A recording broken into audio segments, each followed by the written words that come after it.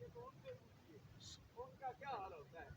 محمد سلمان صاحب کے والد مرحوم کی جب روح کب سے امسی سے پرواز کر گئی, مجھے فون کیا تو یہ زاروں قطار رو رہے تھے.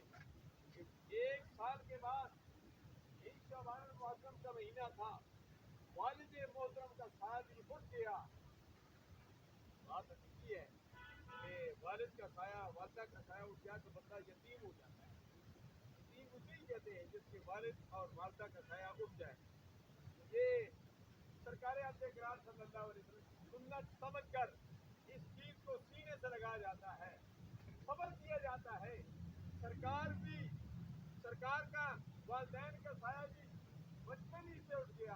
آپ کی والدہ محترمہ, آپ کے والد محترم حضرت عبداللہ, حضرت آمنہ, امام الانبیاء صلی اللہ علیہ وسلم نے اپنی امتیوں کو یہ تلقین کی ہے کہ تمہارے والدین کا بھی سایہ اٹھ جائے تو صبر کیا کرو, اور صبر میں اجر ہے. ان اللہ مع الصابرین. اس لیے ہمیں صبر کرنا چاہیے. میں بھی عزیز محترم محمد سلمان صدیقی صاحب کو اور تمام بیٹی کو گزارش کروں گا کہ صبر کریں, صبر میں اجر ہے. اللہ تبارک و تعالیٰ صبر جمیل عطا فرمائے. حاضرین و ناظرین, ماں کا بھی بڑا مقام ہے. سرکار نے فرمایا جنت تحت اقدام الامہات, ماں جنت ہے اور باپ جنت کا دروازہ ہے.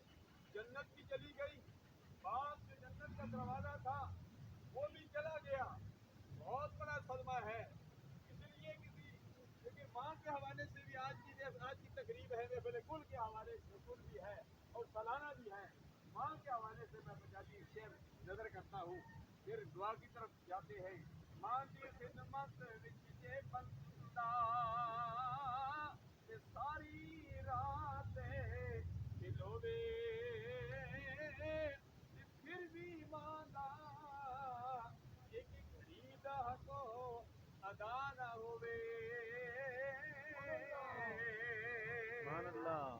میاں محمد شریف صاحب علیہ رحمت نے ماں کے بارے میں, باپ کے بارے میں, اپنے بھائی کے بارے میں فرمایا کہ بھائی مرے تے کن ننگی ہوئے, تے باپ مرے تے در ننگا, ماوا باؤ محمد بچہ کون کرے رکھو والی.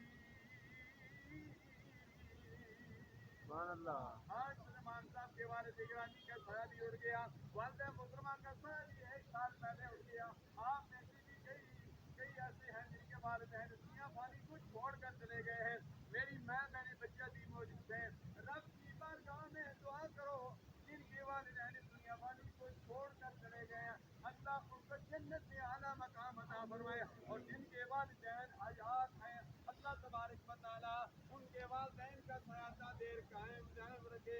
اللہ تبارک و تعالیٰ نے قرآن مجید فرقان حمید میں ایک سوال کا ذکر نہیں کیا, متعدد سوال کا ذکر کیا. وَيَسْأَلُونَكَ مَاذَا يُنْفِقُونَ وَيَسْأَلُونَكَ عَنِ الْأَمْرِ وَيَسْأَلُونَكَ عَنِ الْأَهِلَّةِ. والدین کے بارے میں بھی سوال کیا گیا. وَيَسْأَلُونَكَ مَاذَا يُنْفِقُونَ, یا رسول اللہ صلی اللہ علیہ وسلم ہمارے لیے جب ہم خرچ کریں تو کس پر زیادہ خرچ کریں. اللہ تبارک و تعالیٰ فرمایا يَسْأَلُونَكَ مَاذَا يُنْفِقُونَ قُلْ مَا أَنفَقْتُم مِّنْ خَيْرٍ فَلِلْوَالِدَيْنِ. سبحان اللہ. لمبی تفصیل ہے, لیکن سب سے پہلے فرمایا کہ اپنے والدین پر خرچ کرنا یہ اللہ تبارک و تعالیٰ کو بڑا ہی پسند ہے. سبحان اللہ. والدین پر خرچ کرو گے یہ تمہارا ضائع نہیں جائے گا.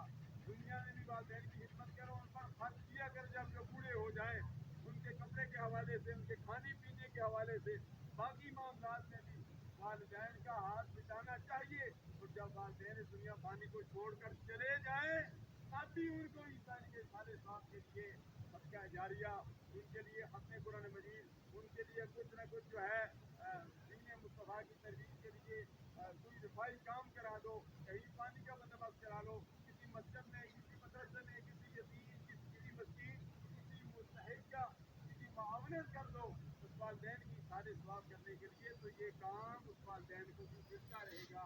آج جمعۃ المبارک کا پیارا دن ہے. آخری بات عرض کرتا ہوں, سرکار نے فرمایا کہ جمعۃ المبارک کو اپنے والدین کی زیارت کرتا ہے, اللہ تبارک و تعالیٰ اس کے لیے لکھ دیتا ہے یہ شخص جو ہے برائی والا ہے، فر کا لفظ آیا ہے۔ محمد مبارک کو والدین کی زیارت کیا کرو، زیارت سے مراد جن کی زندہ ہے وہ زیارت کیا کرے، اور جن کی وصال کر چکے ہیں وہ اپنے والدین کی قبروں پر جایا کریں۔